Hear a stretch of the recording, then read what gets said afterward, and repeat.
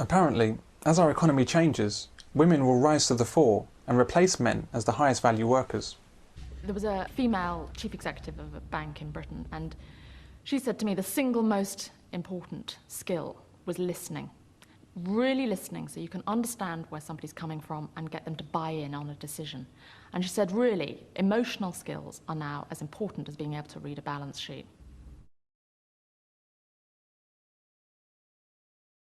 Although women may like to think that there are some jobs that they can naturally do better, this simply isn't the case. In general, the only way women rise to the top in organisations is when they're put there artificially to fill a quota and avoid government sanction.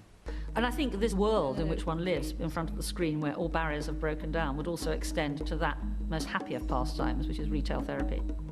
And that little brown jacket, I think. Women are not replacing men in the workplace because they're better workers or because they're emotionally superior in some way. That would be equivalent to believing that replacing the England football team with women might lead to them lifting the World Cup again, because women would play international football with more emotion. Instead, what's happening is that technology created by men is allowing lower quality and less capable workers in the shape of women to take a larger part in the workforce than would naturally be the case. As a consequence, higher value men are having to work harder to support this influx of women. Big business and government supports this because they want more people to be working and taxable, and women are easier to manipulate and control than men. He will not work for the state, he will work for his wife and children, and his loyalty will go to his wife and children. Men are mavericks, men are a nuisance. Men unionise, women don't. If you're looking at a capitalist society, you want fodder, which are the people who are going to do the work. As long as you employ women, you have a very malleable force, and you have a force that you can pay a lot less. As the women pour into the various jobs, including the legal profession, there are more women doctors, there's more women lawyers, so on and so forth. What happens is that you get a very unbalanced society, but a very obedient society. Does this mean you'd think that the government would support feminism for these reasons? Tacitly. I don't think anybody sits down with a slide and rule and says this is what we're going to do. I think largely what happens is now there are sufficient powerful women in, for instance, the Labour Party to virtually be allowed to do what they want to do.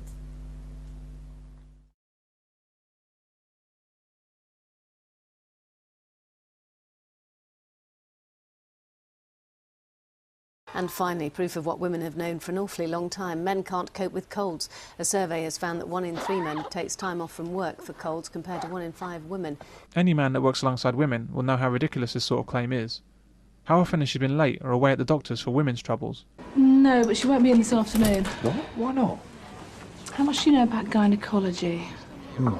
How often have you seen her crying instead of getting on with her work? You all right, Julie? You sure? Yeah. Tim, look after the desk. Come on.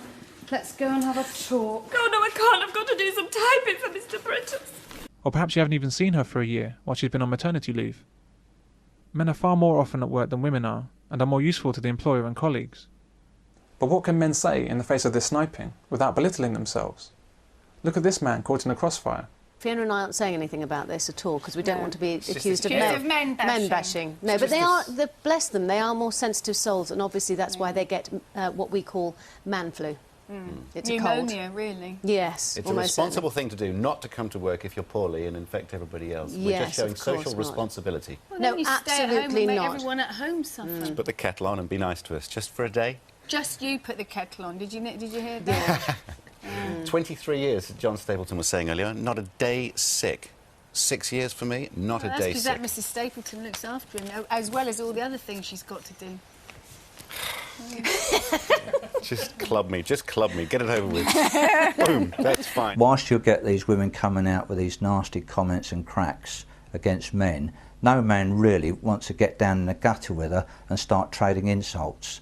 So what men have tended to do over the decades is they've sat back and thought, well, if we just let it carry on, it will eventually go away. But unfortunately, it doesn't go away, it actually gets worse. Indeed, Doris Lessing, who's a sort of feminist icon, wrote in The Observer a couple of 3 years ago, why are women doing this? Why are they demeaning men? And she actually said the most idiotic, ignorant woman can describe the nicest, kindest man in any way that she sees fit, and nobody says anything. And she was a complete loss as to understand why. And she hadn't realised, she's in her 80s now.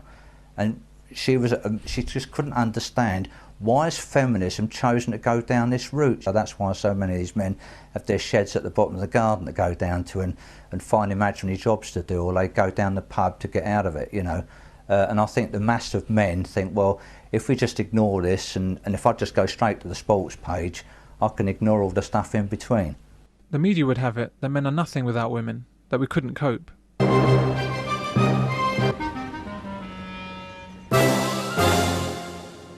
There's virtually nothing in the world that's not been conceived, created, designed and put together by men.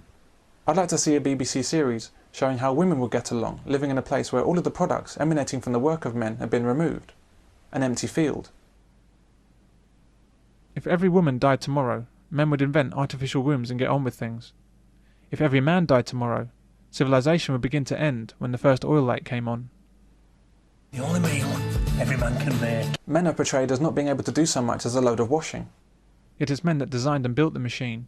Men delivered it and installed it, and if it breaks down, men will fix it. Oh no! My washing machine! Can you fix it? And apparently, almost 4 out of 10 women prefer shopping to sex.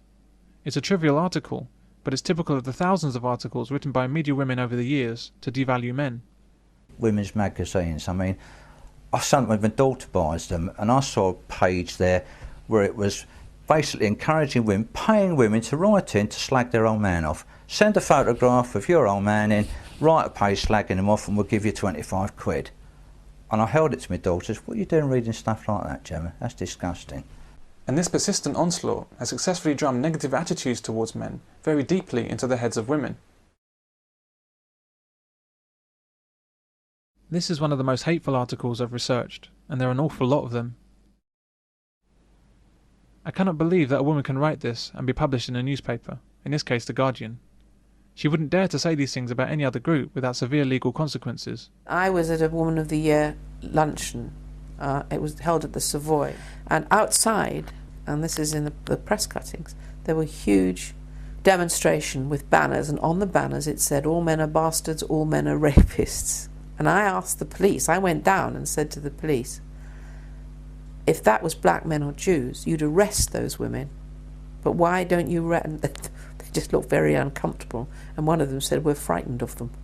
What's most ironic is that the very web page on which the story appears only exists due to the genius of men. If it were up to women, such hateful comments could only be scrawled in mud and, thankfully, washed away with the next rainfall. Why do we tolerate it? Why do men tolerate such abuse in what's so often described as a male-dominated society?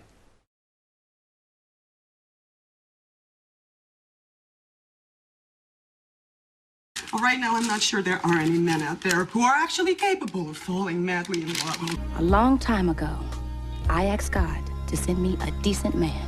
I got Robert, Cedric, Daryl, and Kenneth. God's got some serious explaining to do. There are no good men. Now I read this article, and on average, there are 2 per state. There are plenty of good men. The vast majority of men are good men, many of whom are forced to deal with emotionally dysfunctional women. She's only a severely disturbed woman with a history of inadequacy and depression who lives on drugs and has suddenly realised she's facing a prison sentence. The large majority of popular films and series covers the full range of extreme criminal behaviour, perpetrated exclusively by men.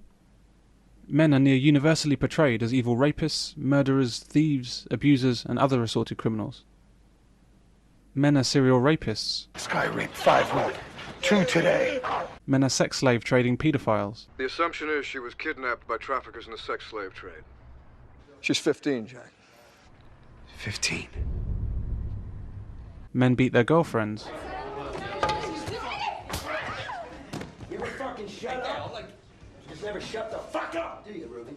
Men try and murder their wives. What were you gonna do? I don't know. I don't know what I'm gonna do. Oh, guys like you always say you don't know what you're gonna do until you do it. I think you know exactly what you were gonna do. You were gonna kill your wife and child. Oh, yeah.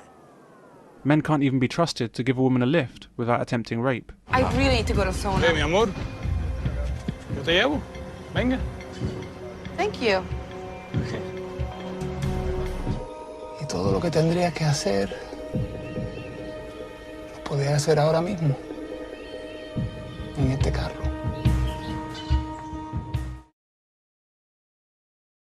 Women seem to hold a very special place in our society. So special, in fact, that we fall over ourselves to notice and recognise women's achievements, even when those achievements really don't amount to much. My partner has been named the 33rd most powerful woman in Hollywood, and you think that I wouldn't care enough to send flowers? I'm hurt. Just checking. What time is the luncheon, by the way? I'd love to show up. No men allowed. So it's more of a rug munchin than a luncheon. This little lady is sharp. She went out and she found herself a man to partner up with, and look what she was able to accomplish. Just like parents at their child's school play, we clap and cheer for women who really aren't very good. Take this example.